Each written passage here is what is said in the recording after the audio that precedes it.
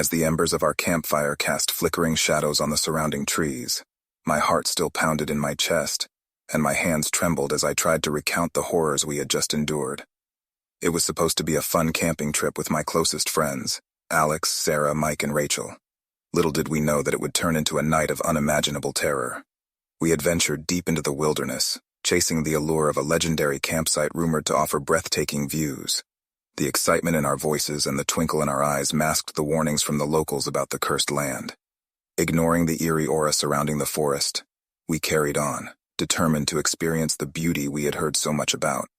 Alex, always the fearless leader, led the way, his backpack filled with camping gear. Sarah, the rational thinker, kept a close eye on the map, ensuring we didn't lose our way. Mike, the joker, kept the mood light with his antics and jokes, attempting to dispel the growing unease. Rachel, the spiritual believer, felt a sense of connection with the wilderness, while I, Mark, the quiet one, took in the sights with a mix of awe and apprehension. As the sun dipped below the horizon, the atmosphere changed. The air felt heavy, and a chilling breeze rustled the leaves, sending shivers down my spine. I couldn't help but feel that we were intruding upon something ancient and malevolent. Finally, we stumbled upon the clearing that revealed the legendary campsite. Perched on the edge of a cliff, the view was indeed breathtaking, but there was something haunting about it. Sarah, ever the realist, tried to dismiss the unease as mere nerves, but the hairs on the back of my neck stood on end. With a mix of excitement and trepidation, we set up our campsite. Alex built a fire, its crackling flames providing a semblance of comfort. Mike brought out snacks and jokes, trying to lighten the mood, but even his laughter sounded hollow in the stillness of the night. As darkness enveloped us, Rachel suggested a ritual of gratitude to honor the spirits of the land, a gesture of respect for the ancient warriors who guarded the sacred burial ground.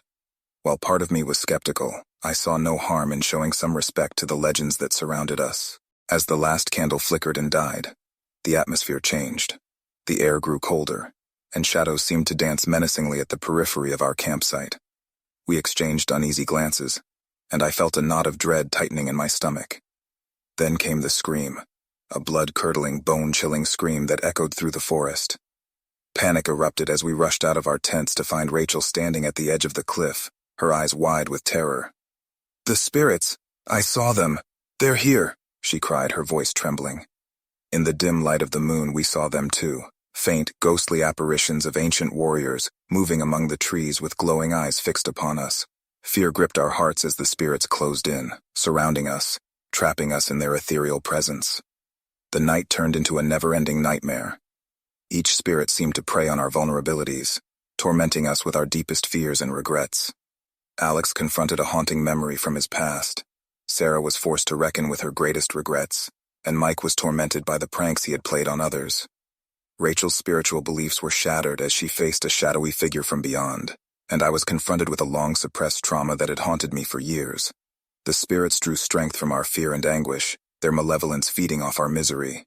The hours dragged on, and it felt like an eternity of torment. We clung to each other, drawing strength from our unity and friendship, knowing that we had to endure just a little longer. Then, as if in response to the first light of dawn, the spirit's malevolence reached its peak, but the rising sun offered a glimmer of hope.